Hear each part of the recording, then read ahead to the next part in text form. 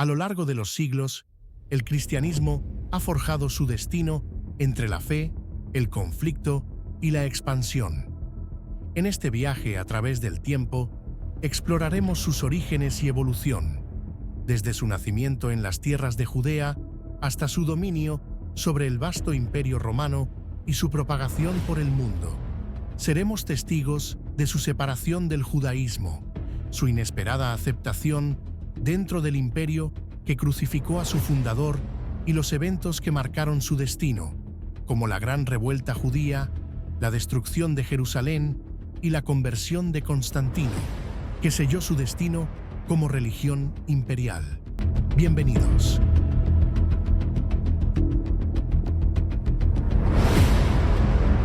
El cristianismo, la fe con más seguidores en la historia de la humanidad, tiene sus cimientos en la vida y enseñanzas de Jesús de Nazaret, conocido como Jesucristo.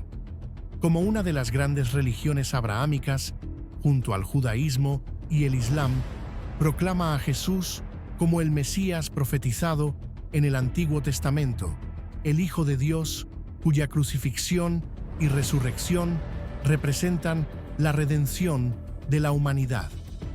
Con el tiempo, esta fe se dividió en múltiples ramas, incluyendo el catolicismo, el protestantismo y la ortodoxia, cada una con sus propias interpretaciones y doctrinas.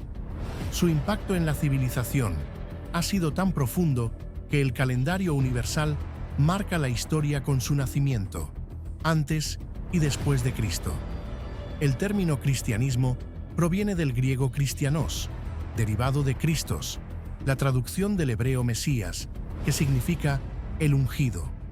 Más que una simple escisión del judaísmo, el cristianismo emergió como una síntesis de creencias ancestrales hebreas y elementos de la cultura grecorromana. Sus textos sagrados se consolidaron en la Biblia cristiana, que unifica las escrituras del Antiguo Testamento con el Nuevo Testamento, el cual relata la vida de Jesús y la misión de sus discípulos. Esta religión no solo sobrevivió a la persecución, sino que se convirtió en el pilar espiritual de imperios, reinos y civilizaciones. En el antiguo judaísmo se creía en la intervención directa de lo divino en la vida cotidiana. Sin embargo, su rasgo distintivo era la adoración exclusiva del Dios de Israel, a quien rendían culto a través de sacrificios y estrictas normas religiosas. La identidad del pueblo judío se marcaba con signos inconfundibles: la circuncisión, las leyes dietéticas y la observancia del Sabbat, el séptimo día de la semana, dedicado al descanso, la santificación y la reflexión. Según la tradición, en el monte Sinaí, Moisés recibió de Dios un conjunto de leyes sagradas con el propósito de forjar a los israelitas como una nación bajo un código divino, conocido como la Ley de Moisés. Con el tiempo, el pueblo hebreo consolidó su presencia en Canaán y estableció un reino bajo el liderazgo de grandes monarcas como David y su hijo Salomón. Fue este último quien llevó a cabo una de las mayores hazañas de la antigüedad: la construcción del majestuoso Templo de Jerusalén, el centro espiritual del pueblo judío. Pero el reino de Israel no estaba destinado a durar en su esplendor. El implacable Sargón II de Asiria emprendió una brutal campaña militar contra el reino del norte. Tras un largo asedio, la capital, Samaria, cayó en manos asirias. Gran parte de la población fue deportada, mientras que nuevos colonos eran instalados en la región para sofocar cualquier intento de rebelión. Así llegó el fin de Israel como entidad política independiente. Las tribus israelitas exiliadas se convirtieron en un enigma histórico, conocidas como las 10 tribus perdidas, cuyo destino sigue siendo objeto de especulación y mitos. El golpe final llegaría con la destrucción de Jerusalén y su templo a manos del imperio neobabilónico. Ante la devastación, los profetas, considerados oráculos de Dios, interpretaron estos desastres como castigos divinos por la idolatría y el abandono de la fe. Sin embargo, sus palabras no solo traían condena, sino también esperanza. En los últimos días, Dios volvería a intervenir en la historia humana. Se profetizaba la llegada de un Mesías, un descendiente del rey David, que restauraría a Israel a su antigua gloria. En ese futuro, incluso los gentiles reconocerían la supremacía del Dios de Israel. Se hablaba de una batalla final contra las naciones paganas, seguida por el renacer de un reino justo que serviría de modelo para el mundo entero. Durante el dominio del Imperio Seleucida, los judíos se encontraron bajo un régimen extranjero que desafió su identidad y su fe. Sin embargo, la semilla de la esperanza mesiánica y la promesa de una redención futura ya estaban sembradas, preparando el terreno para uno de los acontecimientos más trascendentales de la historia: el nacimiento del cristianismo. El rey Antíoco Epífanes desató una feroz persecución contra el pueblo judío, prohibiendo sus costumbres ancestrales y forzándolos a adorar a los dioses del panteón griego. Su régimen de opresión culminó en un acto de sacrilegio: la profanación del Templo de Jerusalén, el corazón espiritual de Israel. De entre las sombras de la resistencia surgieron los macabeos, un grupo de guerreros decididos a devolverle la dignidad a su pueblo. Con valentía y estrategia, lideraron una rebelión que sacudió el dominio seleucida, logrando lo impensable: la liberación de Jerusalén y la purificación del templo. Este triunfo se conmemora hasta el día de hoy en la festividad de Hanukkah, símbolo eterno de resistencia y fe inquebrantable. Sin embargo, la amenaza extranjera no se disipó. Roma, con su vasto y despiadado imperio, sometió a Judea bajo su puño de hierro. Frente a la ocupación, las distintas sectas judías respondieron de maneras diversas. Fariseos, saduceos, esenios y celotes debatían entre la adaptación, la resistencia pasiva o la revuelta armada. Fue en este turbulento contexto que surgieron líderes mesiánicos que proclamaban la llegada del reino de Dios. Muchos intentaron incitar rebeliones, especialmente durante festividades religiosas, pero Roma tenía una respuesta brutal y sistemática: la ejecución de los cabecillas y sus seguidores. Uno de esos predicadores fue Jesús de Nazaret, un maestro itinerante cuyas enseñanzas resonaban con las antiguas profecías. Anunciaba la inminente intervención de Dios para traer justicia, predicaba a los humildes y realizaba prodigios que maravillaban a las multitudes. Reunió a 12 discípulos, evocando a las tribus de Israel, y sus seguidores lo proclamaron el Mesías prometido. Pero su creciente influencia lo llevó inevitablemente al conflicto con las autoridades. Durante la Pascua, en un viaje a Jerusalén, Jesús fue arrestado y juzgado por el Sanedrín, el consejo gobernante liderado por el sumo sacerdote Caifás. Sus enseñanzas fueron consideradas una amenaza contra el orden religioso y político. Sin embargo, como Judea estaba bajo el dominio romano, la ejecución debía ser sancionada por el prefecto Poncio Pilato. Tras interrogar a Jesús y no hallar culpa alguna que justificara su ejecución, Poncio Pilato dudó en dictar sentencia. Sin embargo, la multitud, instigada por las autoridades religiosas, clamaba por su muerte. Para evitar un levantamiento y mantener la frágil paz en Jerusalén, el prefecto romano cedió a la presión popular y autorizó la crucifixión. Y así, Roma dictó su sentencia: crucifixión, el castigo reservado para los rebeldes y traidores al imperio. Clavado en la cruz, Con una corona de espinas y un letrero que lo declaraba Rey de los Judíos, Jesús expiró bajo el sol abrasador, dejando tras de sí una historia que cambiaría el destino de la humanidad. Jesús fue condenado por proclamarse Rey de los Judíos, un título que desafiaba el dominio romano. Clavado en la cruz, entre ladrones y bajo la mirada de sus discípulos y detractores, exhaló su último aliento. Pero su historia no terminó en el madero. Según sus seguidores, 3 días después, Jesús resucitó y en un acto trascendental ascendió corporalmente al cielo.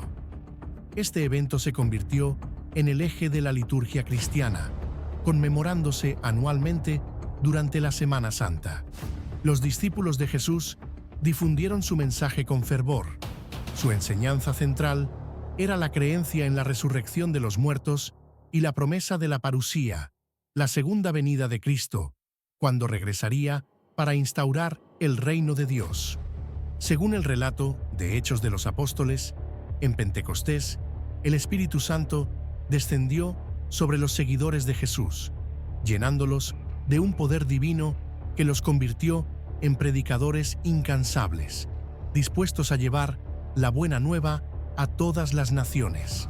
La iniciación en este naciente movimiento cristiano se simbolizaba a través del bautismo, un ritual de purificación y arrepentimiento introducido por Juan el Bautista, primo de Jesús. Sin embargo, a medida que los misioneros llevaban su mensaje más allá de Judea, ocurrió algo inesperado.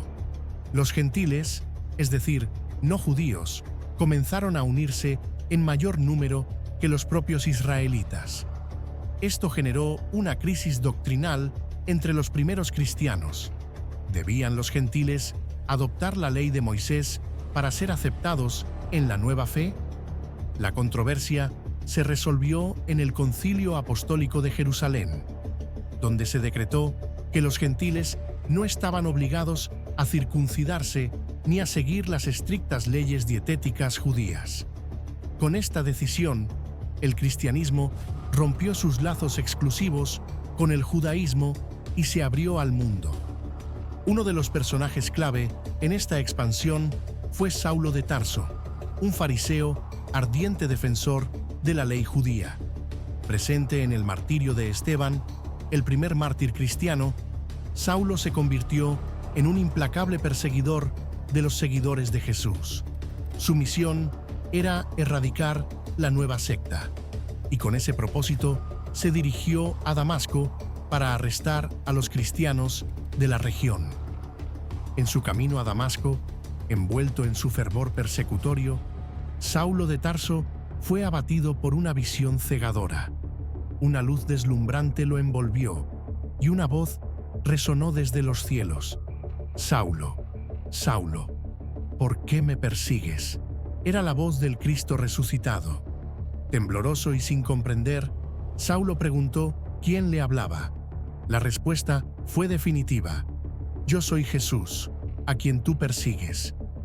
Ciego y aturdido, fue llevado a Damasco, donde pasó 3 días sumido en tinieblas y ayuno, hasta que un discípulo llamado Ananías, siguiendo una revelación divina, lo visitó. Imponiéndole las manos, Ananías restauró su vista, y en ese instante, Saulo comprendió la verdad que antes negaba. Fue bautizado y con su transformación completa, dejó atrás su antiguo nombre. A partir de ese día, sería conocido como Pablo, el apóstol de los gentiles. Con una pasión inquebrantable, Pablo emprendió innumerables viajes misioneros a lo largo del mundo antiguo. Desde Antioquía hasta Roma, predicó la salvación a judíos y gentiles por igual. A través de sus epístolas, recogidas en el Nuevo Testamento, Pablo sentó las bases teológicas que darían forma al cristianismo primitivo. Su enseñanza era revolucionaria. Ya no era la sangre ni la herencia lo que definía la relación con Dios, sino la fe en Cristo. La salvación no dependía de la observancia de la ley mosaica, sino de la gracia divina. Con esta doctrina, Pablo desafió la tradición judaica y abrió las puertas del cristianismo a toda la humanidad. Pero su prédica le costó cara. Enfrentó arrestos, persecuciones y encarcelamientos, acusado de subversión y blasfemia. Sin embargo, ni cadenas ni amenazas pudieron silenciarlo. En sus cartas, expresó una convicción radical. Así como por un hombre entró el pecado en el mundo, también por un solo hombre vino la redención. Si en Adán morimos, en Cristo vivimos. Pablo anunció que en el día final los creyentes no solo resucitarían, sino que serían transformados en seres espirituales, reinando con Cristo en su reino eterno. Pero a medida que el tiempo pasaba y la parusía no ocurría, la doctrina evolucionó. Aunque los creyentes murieran físicamente, seguirían gozando de la vida eterna en el cielo. Su contribución más audaz fue su afirmación en Filipenses 2. Cristo, preexistente desde la creación, descendió del cielo en forma humana, revelando la gloria de Dios encarnada. Por ello, Pablo proclamó que Jesús era digno de adoración, no solo como el Señor Mesías, sino como Dios mismo. Con estas ideas, el cristianismo dejó de ser una secta dentro del judaísmo para convertirse en una fe universal, destinada a cambiar el mundo. Para muchos judíos, las enseñanzas cristianas eran una afrenta a su fe ancestral. La proclamación de Jesús como el Hijo de Dios y la abolición de la ley mosaica no solo eran vistas como blasfemia, sino como un ataque directo a su identidad. En el año 70 después de Cristo, estalló la gran revuelta judía contra el dominio romano, un conflicto brutal que culminó con la total destrucción de Jerusalén y su templo a manos del general Tito, futuro emperador. Para muchos cristianos, este cataclismo no fue solo una tragedia histórica, sino una señal divina. La ruina de Jerusalén era interpretada como el juicio de Dios sobre aquellos que habían rechazado a Cristo. Roma, el verdugo del templo, no era solo un imperio terrenal, sino la mano de la providencia que marcaba el fin de la era judía y el amanecer del cristianismo. Sin embargo, la fe cristiana no se limitó a Judea. Su mensaje, liberado de las ataduras de la geografía y el linaje, encontró adeptos desde Britania hasta Egipto, desde Hispania hasta Persia. La universalidad de su promesa, la salvación por la fe en Cristo, permitió que esclavos, patricios, comerciantes y soldados se unieran bajo una misma creencia. Pero en Roma, este crecimiento no pasó desapercibido. La capital del mundo conocía bien a los collegia, asociaciones de trabajadores y comerciantes que se reunían bajo la protección de una deidad. Sin embargo, toda congregación necesitaba la aprobación del Senado romano. Los judíos, bajo la concesión de Julio César, estaban exentos de rendir culto a los dioses del Estado, pero los cristianos no gozaban de los mismos privilegios. No eran considerados judíos, y su rechazo a los rituales imperiales los convirtió en enemigos del orden establecido. Más aún, el imperio se cimentaba sobre la figura del emperador, no solo como líder, sino como un ser divino. Desde Augusto, los césares fallecidos eran elevados al panteón de los dioses, y los vivos eran proclamados como sus representantes en la tierra. Este culto imperial era más que una tradición, era propaganda, un lazo sagrado que unía al pueblo y garantizaba la estabilidad del imperio. Los cristianos, sin embargo, se negaban a inclinarse ante el emperador. Para ellos, solo Cristo era Señor, y ninguna otra autoridad terrenal podía ocupar su lugar. Este desafío no fue tomado a la ligera. La respuesta de Roma fue implacable: acusarlos de ateísmo, pues al rechazar a los dioses oficiales, desafiaban el pacto entre el imperio y lo divino. La persecución era inevitable. Para Roma, enfurecer a los dioses no era solo un acto de impiedad, sino una amenaza directa a la estabilidad del imperio. El rechazo cristiano al culto imperial se interpretó como traición, un crimen castigado con la muerte. Así nació el macabro espectáculo que estremecería a generaciones. Cristianos en los leones, una sentencia que transformó a los seguidores de Cristo en mártires, inmolados en las arenas del Coliseo ante el rugir del pueblo. Durante 3 siglos, los cristianos buscaron la misma exención religiosa que los judíos habían obtenido, pero sus súplicas fueron repetidamente rechazadas.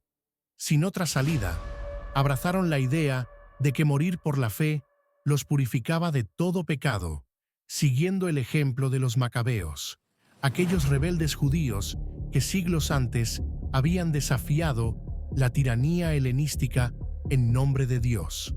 Para los cristianos, la sangre de los mártires no era en vano, era la semilla de la Iglesia. Sin embargo, la persecución no destruyó al cristianismo. En la sombra, la fe se organizó. El clero cristiano, cada vez más estructurado, adoptó un modelo basado en la administración provincial romana. Se establecieron obispos, elegidos por sus comunidades como guías espirituales, y los diáconos, en un principio dedicados a la caridad, evolucionaron hasta convertirse en sacerdotes, formando un cuerpo sagrado con el poder divino de absolver pecados. Elevándose sobre la comunidad, el clero abrazó la castidad como un martirio viviente, renunciando a la vida común en favor de la Iglesia. Pero el reino de Dios no llegaba. La promesa del retorno de Cristo, que en un principio se creía inminente, se transformó en una nueva concepción.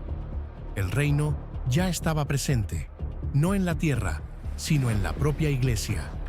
Con esta idea, las asambleas cristianas se institucionalizaron, consolidando su liderazgo en lo que más tarde se conocería como los padres de la Iglesia, arquitectos de la teología cristiana y guardianes del dogma.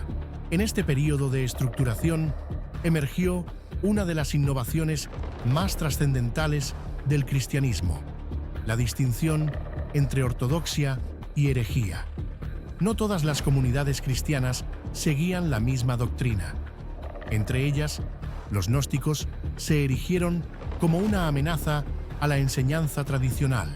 Proclamaban poseer un conocimiento secreto sobre la verdadera naturaleza de Dios, el universo y Cristo, desviándose del mensaje apostólico centrado en la crucifixión y la resurrección.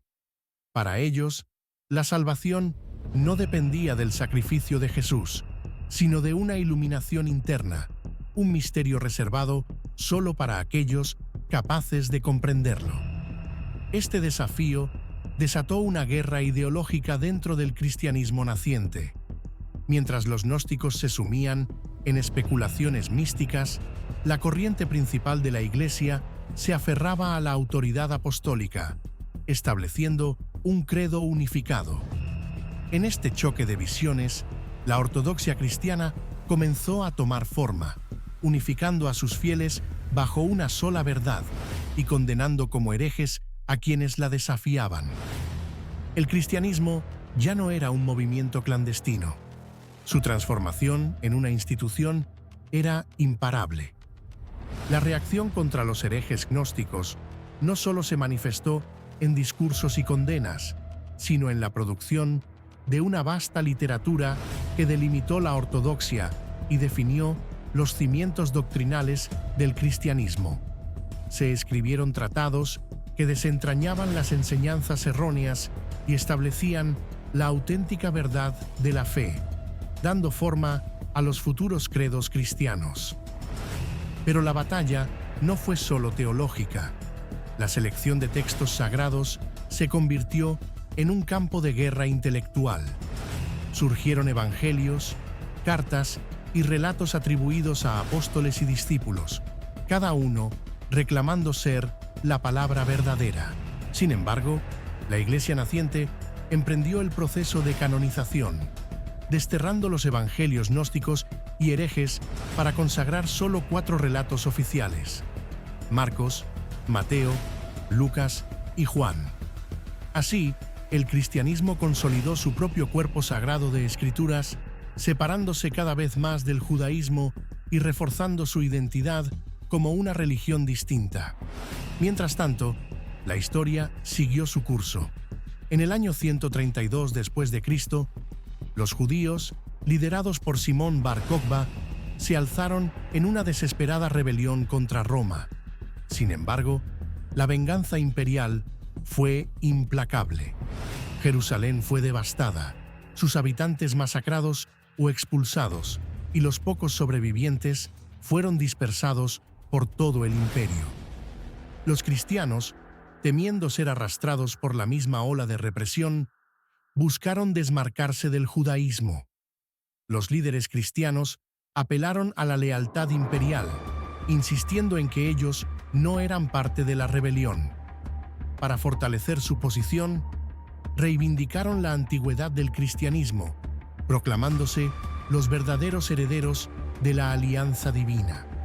En un acto de brillante estrategia literaria y filosófica, reinterpretaron las escrituras judías bajo el prisma de la alegoría, sosteniendo que cada aparición de Dios en el Antiguo Testamento era, en realidad, Cristo preexistente. Así, el cristianismo se elevó a una nueva dimensión. Ya no era solo una secta del judaísmo, ni tampoco una religión completamente alineada con la cultura pagana de Roma.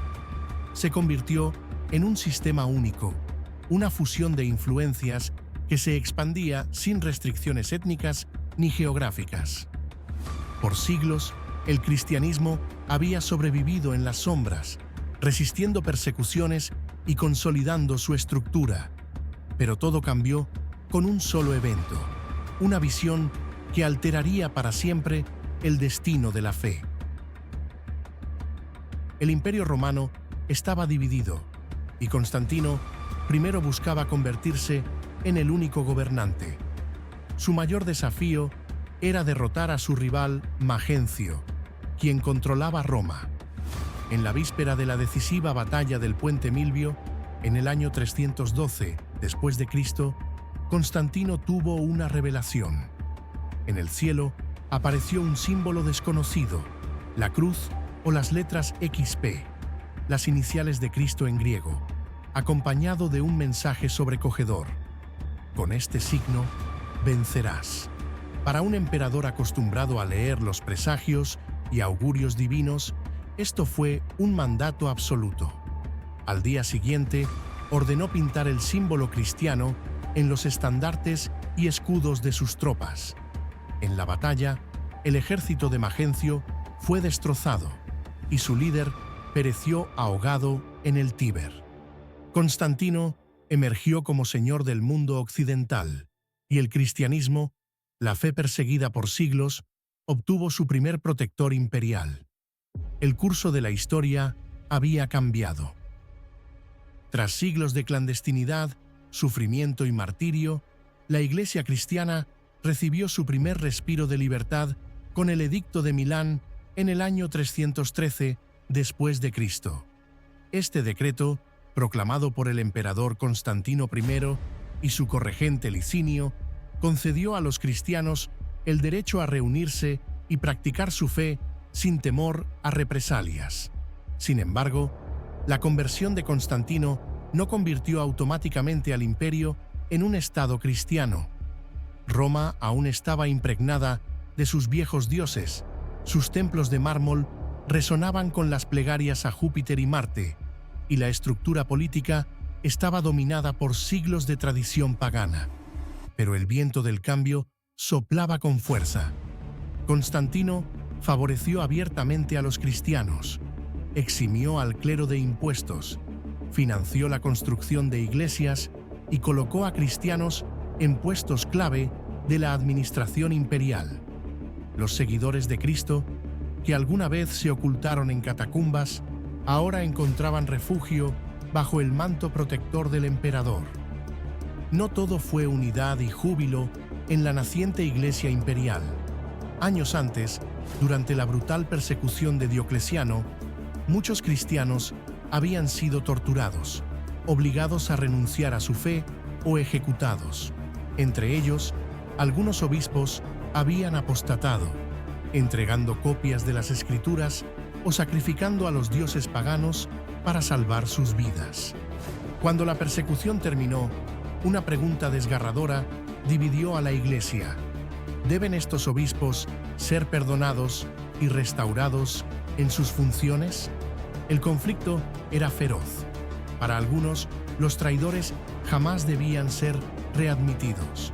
Para otros, el cristianismo debía encarnar la misericordia y darles una segunda oportunidad. La discordia amenazaba la unidad de la Iglesia y, en consecuencia, la estabilidad del imperio. Constantino, como gobernante pragmático, intervino como mediador supremo, promoviendo el perdón y la reconciliación. Así, se consolidó como el líder indiscutible de la Iglesia, aunque no en términos teológicos, sino como su protector y árbitro. Con el ascenso del cristianismo, surgió un problema aún más profundo y peligroso. ¿Quién era realmente Cristo? Desde sus inicios, los cristianos habían proclamado la divinidad de Jesús, adorándolo como Hijo de Dios. Pero a medida que la teología cristiana se estructuraba, surgieron interpretaciones que desafiaban la comprensión tradicional. En la ciudad de Alejandría, un influyente presbítero llamado Arrio propuso una idea audaz y radical. Si Dios es el creador de todas las cosas, entonces debió haber creado también a Cristo. Por lo tanto, Cristo no es eterno como el Padre. En algún momento fue traído a la existencia. Esta doctrina, conocida como arrianismo, sacudió los cimientos de la Iglesia. Para los seguidores de Arrio, Cristo era el Hijo de Dios, pero no igual a Dios Padre. Era una criatura exaltada, pero no el Dios eterno y omnipotente. La respuesta de los cristianos ortodoxos fue feroz. Cristo no puede ser una creación. Si Jesús no era completamente divino, entonces su sacrificio en la cruz carecería de poder para salvar a la humanidad. La salvación dependía de su divinidad absoluta. La disputa no fue solo teológica. Estallaron disturbios en Alejandría y otras ciudades. La controversia amenazaba con desgarrar la unidad del cristianismo y con ella la estabilidad del imperio. Ante esta crisis sin precedentes, Constantino tomó una decisión trascendental: convocar a una gran conferencia de obispos para resolver la disputa. En el año 325 después de Cristo, 217 obispos de todo el mundo cristiano fueron llamados a la ciudad de Nicea, en Bitinia, actual Turquía. Por primera vez en la historia, la Iglesia se reuniría en un concilio ecuménico bajo el amparo de un emperador. Después de varios días de debates, la Conferencia de Nicea votó a favor de la idea de que Dios y Cristo eran idénticos en cuanto a su esencia, compartiendo la misma sustancia etérea y habiendo existido desde el principio de los tiempos. Esta decisión mantuvo la herencia cristiana del monoteísmo del judaísmo tradicional, definiéndolo ahora como la creencia en un solo Dios. Aprovechando la presencia de los obispos en Nicea, Constantino les encargó la creación de lo que se convertiría en el Credo de Nicea, otra innovación en el cristianismo. Esta fue una iniciativa significativa, ya que en el mundo antiguo no existía el concepto de credo, pues no había una autoridad central que dictara la conformidad. Como líder del Estado y de la Iglesia, Constantino ordenó lo que cada cristiano debía creer para evitar caer en la herejía. También mandó la distribución de copias de los evangelios, lo que probablemente contribuyó al reconocimiento oficial de los 4 evangelios canónicos. Estableció la fecha oficial de la celebración de la Pascua y seleccionó el 25 de diciembre como el día del nacimiento de Cristo. El posterior padre de la Iglesia, Agustín de Hipona, postuló que el pecado original de Adán y Eva dejó una mancha en el primer ser humano a través de las relaciones sexuales, transmitiéndose posteriormente a toda la humanidad. Este concepto introdujo la idea de que la sexualidad humana era pecaminosa y también llevó a la creencia de que nadie podría ser redimido sin el sacramento del bautismo. Los cristianos adoptaron conceptos de los antiguos cultos a los héroes griegos. Estos cultos solían ser establecidos por ciudades que afirmaban albergar las tumbas de héroes, y la gente peregrinaba a estos lugares buscando la intercesión divina y beneficios. Las tumbas de mártires se convirtieron en objetos de peregrinación. Los cristianos solicitaban la intervención de los mártires difuntos mediante himnos y oraciones. Los mártires y monjes fallecidos eran venerados como santos patronos, y las ciudades que albergaban sus tumbas se volvieron famosas como lugares de peregrinación. Para purificar los edificios públicos convertidos en iglesias de la mancha de la idolatría, los cristianos empezaron a exhumar los huesos de los mártires y trasladarlos a las paredes de los edificios. Se creía que estas reliquias poseían un poder especial que santificaba el espacio. El comercio de reliquias, como huesos y objetos que habían tocado a mártires, se convirtió en un fenómeno extendido en todo el imperio y continuó siendo relevante en la Iglesia Católica. Atila, el rey huno, llevó a cabo la invasión de Italia, saqueando varias ciudades y avanzando hacia Roma. Se atribuye al obispo León, también conocido como León el Grande, la negociación con Atila para preservar la ciudad. En su papel como obispo de Roma, asumió responsabilidades seculares, dando origen a la institución del papado. León fue honrado con el título de Patriarca de Occidente, marcando así el primer uso del término papa para referirse a él. La palabra papa tiene su origen en la palabra griega que significa padre. La legitimación del poder papal se fundamentó en la primacía de Pedro, retroactivamente proclamando a San Pedro como el primer papa de Roma. Muchos años después, Martín Lutero, un monje agustino alemán, alzó la voz contra los abusos del clero, especialmente la venta de indulgencias. En la puerta de la iglesia de Wittenberg clavó sus 95 tesis, sin saber que aquel acto encendería la llama de la Reforma. Lutero proclamaba que la salvación era un regalo de Dios, alcanzable solo por la fe, y que la Biblia debía ser la única autoridad en cuestiones de fe. Su desafío a la autoridad papal le valió la excomunión, pero su mensaje se propagó con fuerza gracias a la imprenta, ganando seguidores en toda Europa. Pronto, otras figuras se sumaron a la Reforma. Juan Calvino, en Ginebra, estructuró una teología rigurosa basada en la predestinación. En Inglaterra, Enrique VIII rompió con Roma y fundó la Iglesia Anglicana por razones políticas y personales, consolidando otro pilar del protestantismo. El camino hacia la libertad religiosa no fue fácil. Las guerras de religión, la matanza de San Bartolomé y la represión católica intentaron sofocar el movimiento, pero los reformadores resistieron. Las comunidades protestantes, perseguidas y dispersas, mantuvieron viva la llama de la fe, defendiendo la libertad de conciencia y el derecho a leer las Escrituras en su lengua materna. Con el tiempo, el protestantismo floreció en múltiples denominaciones: luteranos, calvinistas, bautistas, metodistas, entre otros.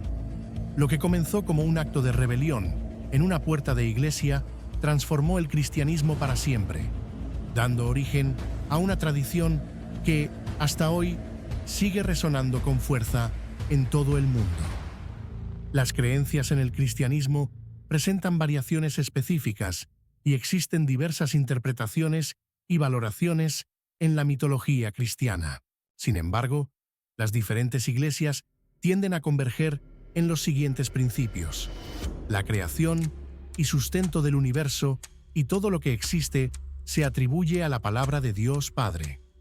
La naturaleza divina se presenta como Padre, Hijo y Espíritu Santo, considerados una misma entidad con funciones distintas, conformando la conocida doctrina de la Trinidad. Dios se reveló a la humanidad a lo largo de los siglos, ofreciendo salvación y vida eterna a aquellos que perseveran en buenas acciones. Jesucristo fue el revelador de la verdadera naturaleza de Dios y anunció la venida del Espíritu Santo, cumpliendo así la revelación divina que anteriormente se había dado a conocer a través de varios profetas en el Antiguo Testamento. El perdón de los pecados se obtiene mediante la fidelidad a un código moral y ético, expresado a través de la conversión y la adhesión a la Iglesia.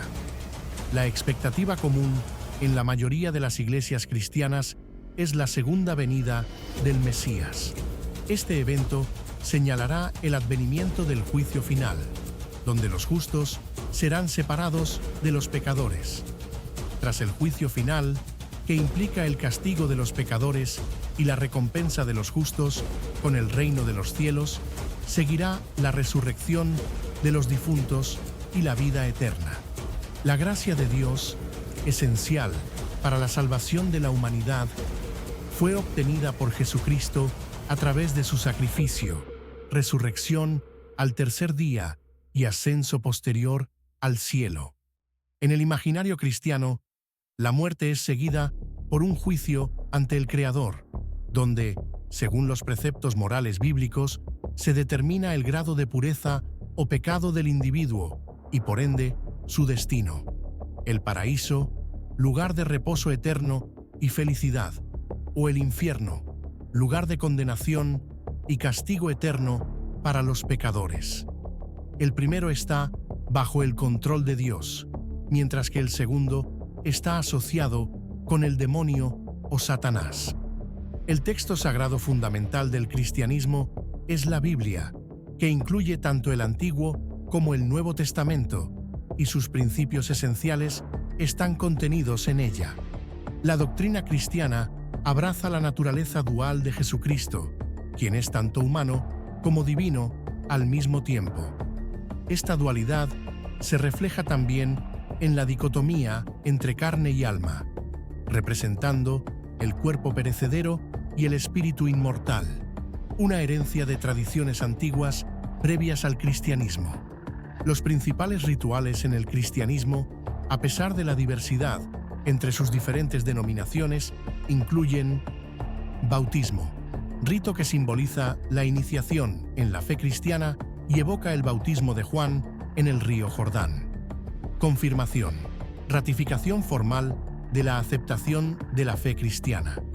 Misa o culto, reunión semanal de la liturgia, donde la comunidad se congrega para rezar y participar en rituales compartidos. Penitencia y confesión, ritual que implica el arrepentimiento y el perdón de los pecados, logrado a través de la expiación, mediante la oración o la penitencia. Matrimonio, representa la unión sagrada entre un hombre y una mujer, llevada a cabo ante las autoridades religiosas y la comunidad. Extremaunción, rito destinado a los enfermos graves, ofreciendo una despedida acompañada de un elemento místico. Oración, forma de comunicación con Dios y expresión de la fe cristiana, una práctica universal entre los distintos grupos cristianos. El cristianismo es una fe que ha moldeado la historia, la cultura y las vidas de millones de personas alrededor del mundo. Desde sus humildes comienzos en la antigua Judea hasta convertirse en una de las religiones más extendidas del planeta, ha inspirado obras de arte, filosofía y caridad. Más allá de las diferencias denominacionales, sus enseñanzas centrales son el amor y la compasión. A medida que exploramos esta rica tradición, recordemos que el cristianismo es un viaje espiritual para muchos, una fuente de esperanza y guía en medio de los desafíos de la vida. Si este recorrido por la fascinante historia de la religión cristiana te ha dejado intrigado o te ha brindado nuevas perspectivas, te invito a dejar tus comentarios y compartir tus reflexiones. No olvides darle me gusta, suscribirte para más contenido y activar la campana de notificaciones. Gracias por acompañarnos en este viaje a través del cristianismo. Hasta la próxima aventura.